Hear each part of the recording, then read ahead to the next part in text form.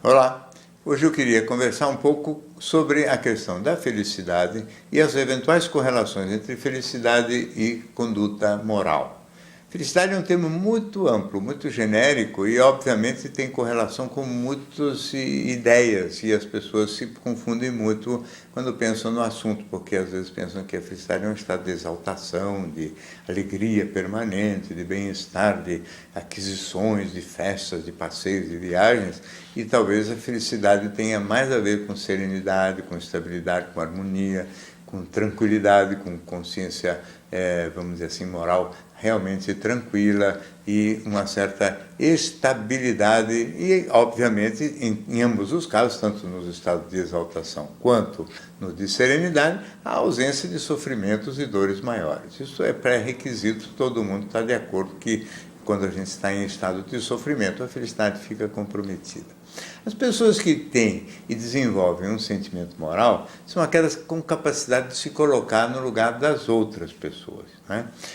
E ao se colocar nas outras pessoas, imaginam e supõem e cogitam o sofrimento, a dor, a alegria que elas possam estar sentindo.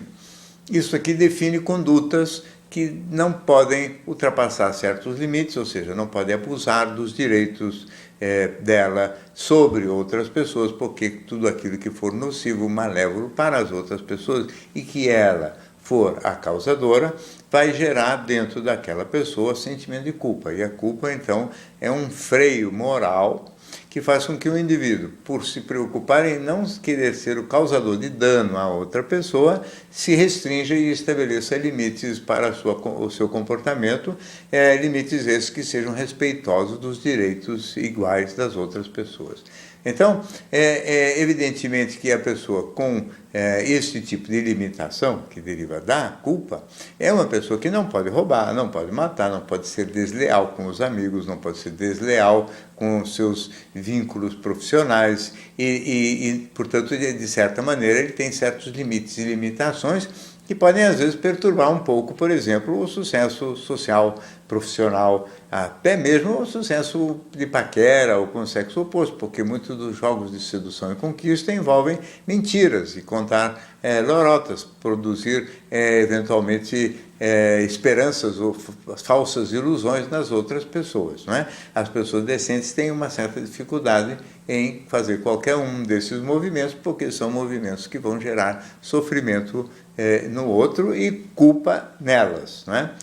Então, evidentemente que o freio moral limita certos tipos de conquistas materiais, limita certos tipos de conquistas, inclusive erótico-sentimentais. Evidente que isso tudo pode parecer que o limitador moral, a conduta moral, até é um ingrediente que prejudica a felicidade, esta felicidade que as pessoas talvez veem com facilidade nas revistas de variedade ou nas revistas mundanas, onde todo mundo está em barcos bonitos, com mulheres e homens lindos, sarados, e todo mundo se divertindo e rindo, e bebendo, e comendo, etc. Tudo isso é, obviamente, muito mais show do que verdade, e tudo isso corresponde a um mundo de ilusões em que as pessoas se deixam filmar ou fotografar, quase que para provocar desconforto e inveja naqueles que vão acompanhar esse tipo de suposta aventura de felicidade. Felicidade não tem nada a ver com isso, eu volto a dizer, e para aquelas pessoas que têm freio moral, inclusive provocar o desconforto invejoso nas outras pessoas já é um problema. Quer dizer, se me deixar fotografar numa situação de luxos exagerados, significa que eu vou despertar a inveja de um monte de gente que me conhece e que poderia falar, meu Deus, porque ele tem isso e eu não. E já é uma coisa muitas vezes agressiva, quando o indivíduo, não é que quando o indivíduo usufrui das coisas que tem, mas quando o indivíduo gosta de exibir essas coisas, isso tem um sentido, às vezes, até de provocação e de caráter agressivo. Evidentemente que as pessoas mais moralmente mais bem construídas, mais preocupadas com o outro e com o direito do outro, não vivem este tipo de prazer ou dissatisfação que é própria daquelas pessoas mais egoístas, sem grande freio moral, que não tem nenhum pudor em se destacar e aparecer como melhor do que os outros, financeiramente ou mesmo socialmente ou em termos de companhias sentimentais ou eróticas, né? Mais eróticas do que qualquer outra coisa. Porém, essas pessoas não são pessoas que têm determinadas formas de satisfação que talvez sejam muito mais importantes do que se pensa. São pessoas mais egoístas, mais voltadas para o exibicionismo e para a superficialidade, não têm a possibilidade de estabelecer vínculos sentimentais muito profundos e intensos. Então, o amor de verdade fica excluído do rol dessas pessoas, ou do rol de possibilidade dessas pessoas, porque o amor sincero, o amor genuíno, o amor que depende de lealdade, depende de preocupação com o outro, depende de cuidado com o outro e, obviamente, isso implica restrições a essa liberdade, vamos dizer assim, em que o indivíduo não se priva de todos os seus desejos em momento algum. É evidente também que as amizades genuínas ficam comprometidas. O indivíduo que tem consciência moral, ele só é feliz quando ele age e vive de acordo com a sua consciência. Então, ele dorme tranquilamente, sempre que ele está agindo de acordo com os seus valores e os seus princípios. É evidente que o indivíduo que não tem princípios pode dormir muito bem também,